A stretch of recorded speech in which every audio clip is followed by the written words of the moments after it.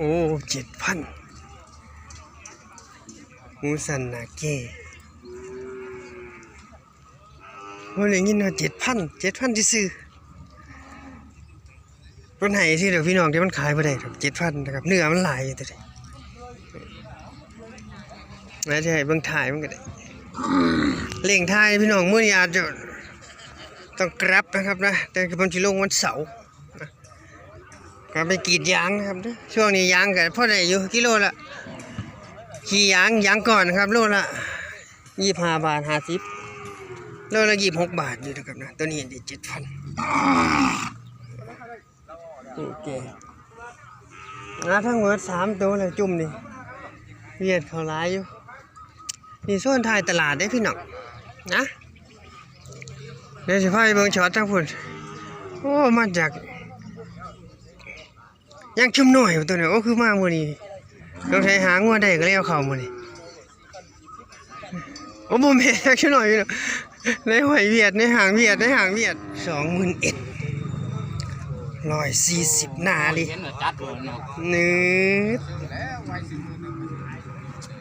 หน้าดิทั้งหมดแม่นขาแข็งใหญ่มันพิษแต่ว่ามันดูใหญ่ซื้อครับมันดูหน่อยนี่โอ้ยมันเหนื่อยหลายโครงสร้างใหญ่จักหน่อยเมืองไทยยาง20,000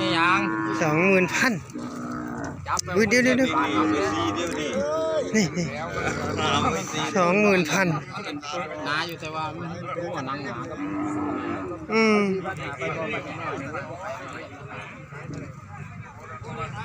ไปแล้ว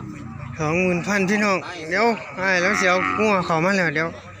กายเบิ่งอีกจัก2ตัวนี่โห100เหยียดกัน138เนี่ยถึง140นะครับเด้ผมบ่ค่อยถ่ายน้ำไต้เด้อพี่น้องเพราะเขาซื้อเนื้อนะครับถ่ายแต่ความยาวแล้วก็ถ่ายมันแค่นั้นแหละนะนี่ตัวนี้ได้9,000ปีละ125โอ้สิหันหลังใส่แดดโอ้สิหันหน้าใส่แดดได้มันนี่9,000 บาทโอ้แดดพี่น้องเดี๋ยวนี่ก็เก่าเฮือนล่ะเดี๋ยวต้องไปหันหลังใส่แดดกันเพิ่นขายแล้วตัวละ 9,000นี่ครับขายตัวละ 9,500ขายตัวละ 9,500ตัวนี้ก็120นะครับแก่ดีตัวนี้ติดเหล่เลยขายตัวละ 9,500ต้นทุนนายแล้วก็บอกนะครับต้นทุนนายแล้วบอกนะครับนะต้นทุนก็ถือมา 15,000ตัวละ 7,500มาขายตัวละ9,500นะครับซื้อว่าตัวละ7,500ซื้อว่าคู่นี่มื้อหน้านะครับนะผมแนมโลได้แล้วอยู่พี่น้องง่ายแล้วก็ต้องเสียงัวเข้ามานะครับนะก็เลยเว้าพ่อวงเว้าบ่เคยของปานใดนะครับ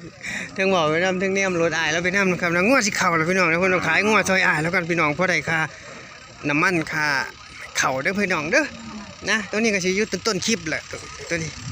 ต้องก็สิตัดต่อให้มันสมบูรณ์นะครับให้พี่น้องได้เบิ่งหลายๆโตกันแล้วกันนี่ครับนะนี่ตัวละ 9,500 ขายแล้วนะครับนะเท่าไหร่อย่างนี้ 24,500 นะครับนะโอ้ย 20,000นี่โอ้ย147 48นะครับดิเหยียดเกือบ150ตัวงัวตัวนี้ใน 20,000เบิ่งลำตัวเบิ่งถ่ายนี่งัวหูถึงปากก็ได้ลูกกระทบงัวนี่เคยมีลูกนะครับตัว2ตัว3อาจจะมีลูกแค่ตัวเดียวนะครับตัว2ตัว3นี่คือสมบูรณ์ติดเลยนี่เป็นงัวมันไปเลยน่ะใน 20,000นี่เอาแบบนี้ไปขุนแต่เอาจอยกว่านี่พี่น้องเอาตัวละ10,000 กว่าบาท14,000 15,000นี่แหละ24เบิ่งให้เท่าใดนะครับเวียดมาหลายพี่น้องอาทิตย์นี้พวกงานผมทายคุ้ยกะ 2-3 เจ้าญาติกันนะครับเป็นคุ้ยตัวเมียนะครับมันอ้วนนะครับเพิ่นก็เลยญาติกันนะตัวนี้147-48โอ้เขาซื้อเนื้อนะครับเขาซื้อเนื้อนะครับนะว่าอันนี้มาจังหน่อย ขออภัยครับเพิ่งเพิ่นให้เท่าไหร่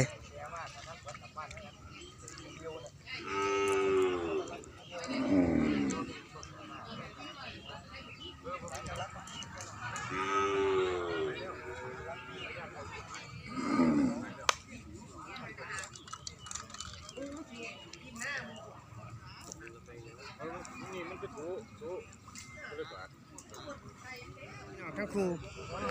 กะตีตัวนี้20,000อยู่นะครับนี่ตัวขวามือนะครับ20,000ตัวซ้ายมือนี่19,000นะครับนะตีนะครับนะตามจริงเขาสิเอาแค่ตัวนี่นะครับ20,000นะครับนะแต่อ้ายแล้วบ่ขายอ้ายแล้วยกคู่เพราะว่าให้ตัวขวามือนี่ดึงตัวซ้ายมือนะครับนะก็เป็นงัวร้อยเลี้ยงงัวแยกลูกนะครับนะงัวแบบนี้หนังหนาเลยพี่น้องอ่างลึกดีนะครับคันแม่นเอาไปขุนก็เอาแบบนี้แหละพี่น้องนะครับนะอย่าซื้อที่จะจอยกว่านี้ซื้อจัก14,000-15,000นะครับนะแต่มันจะก็นิดจักน้อยเอาไปขุนแล้วก็เอาเขามาขายขุน2 เดือน3 เดือน4 เดือนนะครับบ่ต้องขุนดนนะครับนะต้นทุนนายแล้วก็บอกพี่น้องต้นทุนผู้ใดก็ให้ได้30,000นะครับเราก็ไปให้เขา32นะครับให้32,000แล้วก็เขาก็ขอนะครับขอ1,000เป็น33,000ซื้อมา33,000มาขาย39,000ก็ได้กำไรไป 6,000 บาทขนาด2ตัวนะครับนี่2ตัวนี่ 6,000 บาทนี่เมื่ออ้ายเราบอกนะครับนะให้เบิ่งถ่ายพี่น้องกดข้ามได้นะครับเด้อกดข้ามได้นี่ถ่ายมันก็นี่แหลมๆนี่ตัวนี้ก็ถ่ายแหลมๆเหมือนกันนะนี่ผมตีเป็น140เนี่ย39นี่คันหาเลี้ยงหาคุณนี่ก็เอาแบบนี้พี่น้องนี่ยังไงอ้วนๆจังน้อยครับนะครับเบิ่งเพิ่นให้เท่าใดนะได้บ่22,000ได้บ่20,000เท่าไหร่ครับนี่นี่ซื้อเลขคือ22,000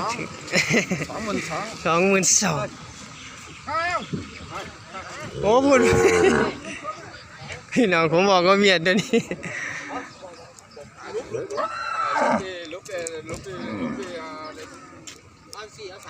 เวียดให้22,000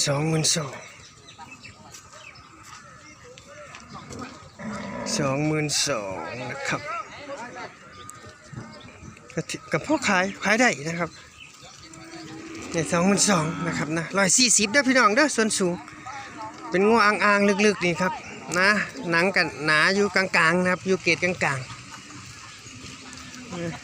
นี่เรื่องหนังหาบ่หนานะครับนะเบิ่งอยู่กลางๆบ่ได้หนาแห้งนะบ่หนาแห้งใช่ผมให้เบิ่งแล้วบ่ฮะเบิ่งอีกทีนึง140เด้อพี่น้องเด้อสูง140นะครับนะ